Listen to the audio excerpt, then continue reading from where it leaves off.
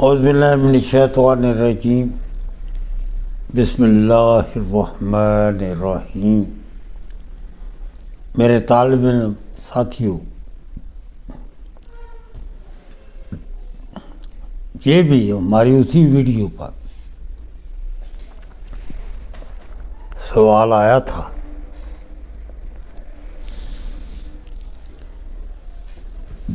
یہ کو رمضان صاحب ہیں، وہ فرما رہے ہیں کہ استاد محترم، پیشاب اور منی میں جلن کی تحریک میں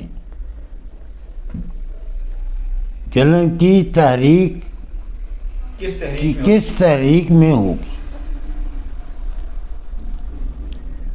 پیشاب اور منی میں جلن کس تحریک میں ہوگی؟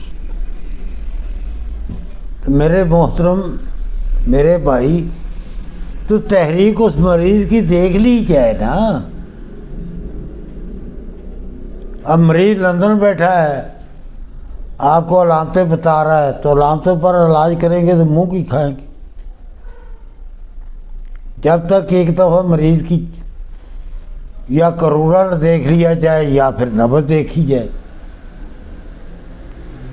جب تک اس کی تحریک سامنے نہیں آئے گی آپ کون سا علاج کریں گے؟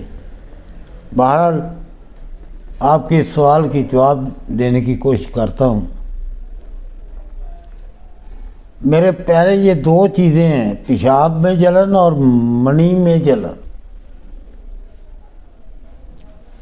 یہ علیحدہ دو چیزیں ہیں۔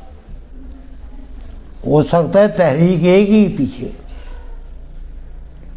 مگر مرض کے درجے میں فرق ہوگا۔ پہلے جب بھی جلن شروع ہوگی، پیشاب میں جلن،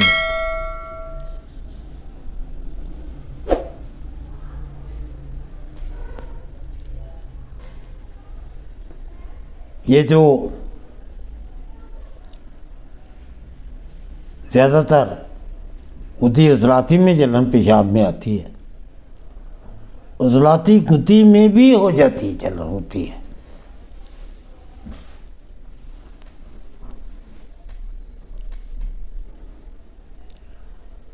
جب پیشاب میں جلن ہو تو سوزاک سمجھا جائے گا، ہلکی پھلکی جلن کی بات نہیں ہے۔ اور اس کے ساتھ پیشاب بھی تھوڑا تھوڑا آئے گا، بار بار آئے گا، اور پیشاب میں جلن بھی ہوگی۔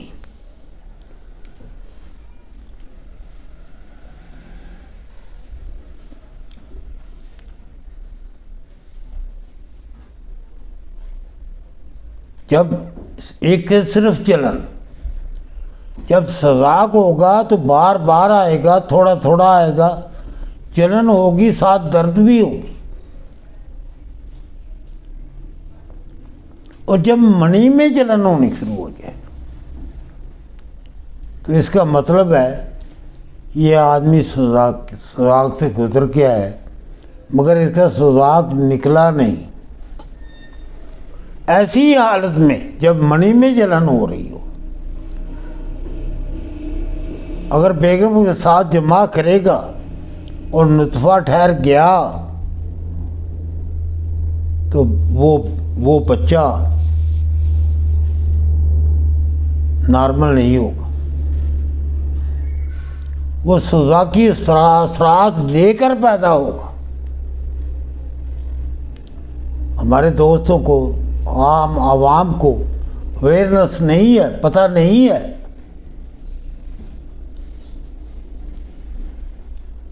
ایسی حالت میں منع رہنا چاہیے جب تک سوزاک، اور اس کی بیگم بھی جو اس کو بھی سوزاک ہو جائے گا، وہ 18 کی مریضہ ہو جائے گی، اس کے حمل جو ہیں مکمل نہیں ہوں گے، اس کے جو بچے پیدا ہوں گے ان کو کوئی نہ کوئی مسئلہ رہے گا۔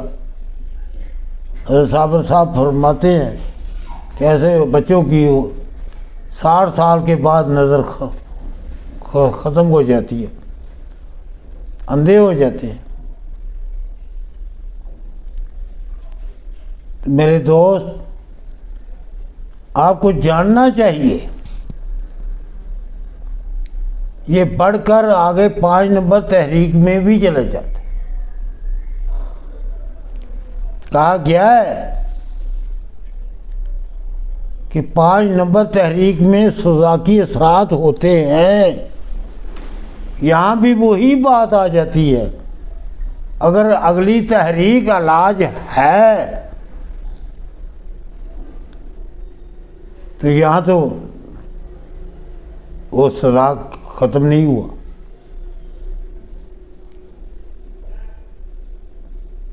بہت سارے دوستوں کا خیال ہے کہ جو نسخہ حضرت صابر نے سوزاک کے لیے دیا ہوا ہے، تریک سوزاک کے نام پر، جس میں برابر وزن ہے لبان کوڑیا اور اجوائن دیسی،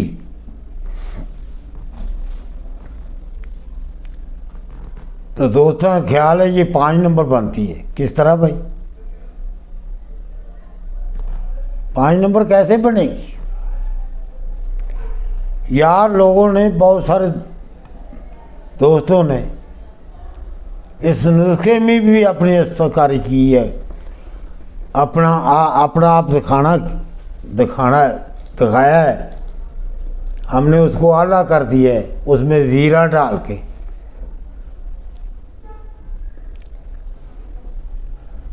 استادوں کے آگے استادیاں، حضرت صابر ملتانی رحمۃ اللہ علیہ کے نسخے کو بہتر کر رہے، اس سے کیا وہ بہتر ہو گیا؟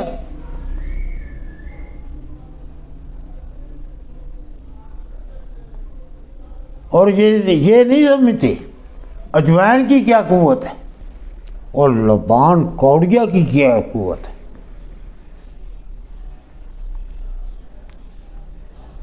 کون اپنی طرف کھینچے گی؟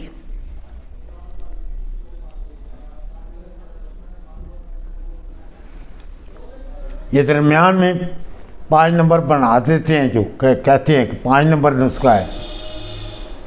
اگر 5 نمبر ہوتا تو یہ تو نہ کہا جاتا۔ سوزاک میں 5 نمبر میں بھی سوزاک کے اثرات ہیں، موجود ہیں۔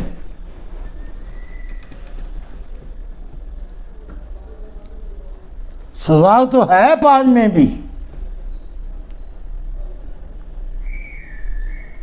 ہم تو حیران ہیں ان دوستوں پر جو اگلی تحریک کی، اس پر کامیابی جب نہیں ملتی تو پھر کیا ہے؟ میرا خیال ہے اگلی تحریک پر کوئی بھی نہیں رہتا۔ پھر اصول کیا ہوا؟ اصول تو اصول ہونا چاہیے کہ اگلی تحریک کی دوائی دینی ہے۔ یہ آگے کیوں 2-3 تحریکوں کی دوائی ڈال دیتے؟ دوائی تو ایک ہی بنتی ہے۔ حضرت صابر کا یہ بھی فرمان ہے کہ 2 مرضیں ایک وقت میں نہیں ہوتی، 2، 4، 5، 10 علامتیں تو ہو سکتی ہیں اکٹھی۔ علامتوں کا علاج ہمیں منع ہے۔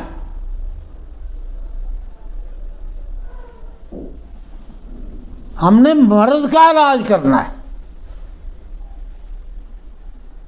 اس پر کتنی بڑی کتاب لکھی حضرت نے، مرض و علامات، ان کو علیحدہ کر دیا۔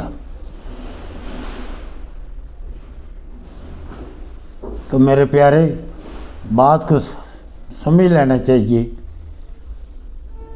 کہ بغیر دیکھے ہوئے، نبض دیکھے بغیر ہی علاج کرتے جانا کہ یہ اس تحریک میں ہے، ایسے نہیں۔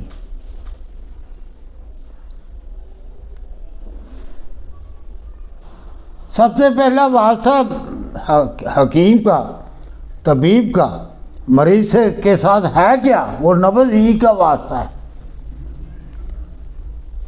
نبض کو سمجھ کر، مرض کو سمجھ کر علاج کرنا پڑے گا، تو پھر انشاءاللہ کامیابیاں ملیں گی، اللہ کے فضل و کرم سے کامیابیاں ملیں گی۔ یہ حقیقت طب کا سلسلہ جو ہم نے شروع کیا ہوا ہے کہ ہمارا حکیم سمجھ جائے۔ ایک ہمیں کمنٹ آیا تھا کسی ویڈیو پر کہ جی حکیموں کے لیے تو بہت بنا لی، عوام کے لیے بھی بنائیں۔ یہ تو چینل ہے ہی حکیموں کے لیے، عوام کی طرح آگے ادھر دیکھی۔ جب حکیم ہی اس کو دیکھیں گے، وہ سمجھ جائیں تو بڑی بات ہے۔ آج کا ہمارا حکیم سیکھنا نہیں چاہتا،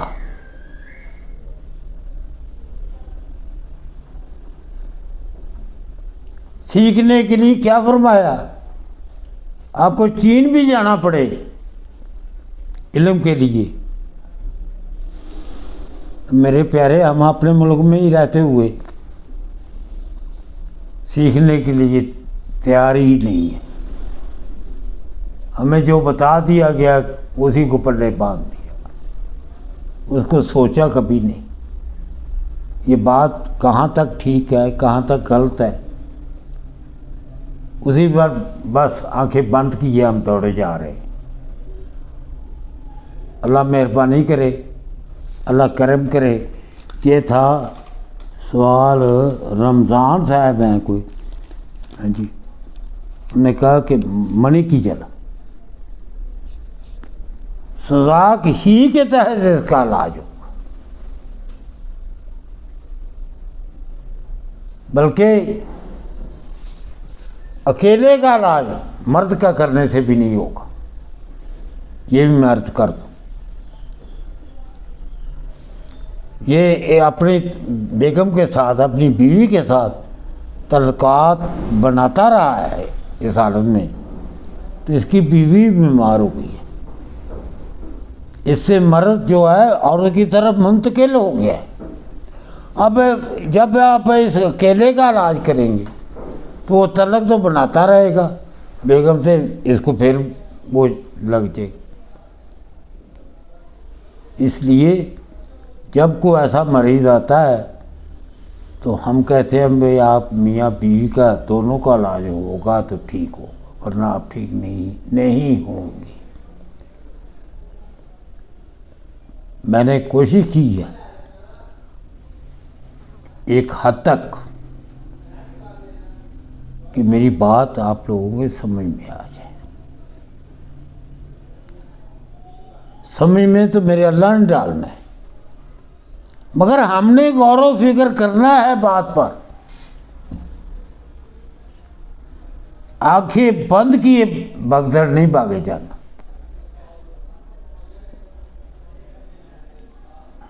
جو نبض بھی نہیں سیکھنا چاہتے، میں نے پیچھے عرض کی تھی،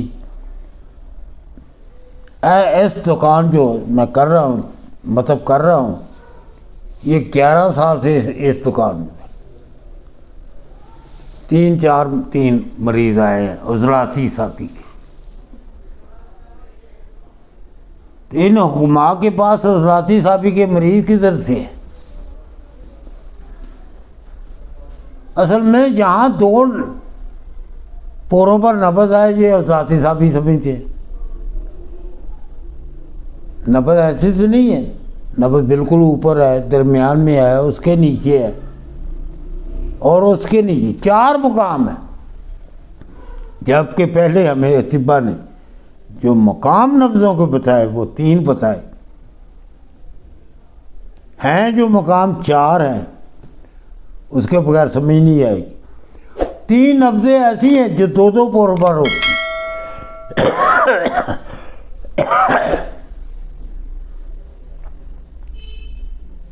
عضلاتی ساقی بھی 2 پوروں پر، کسی وجہ سے سکڑ کر گدی عضلاتی بھی 2 پوروں پر آ جاتی ہے،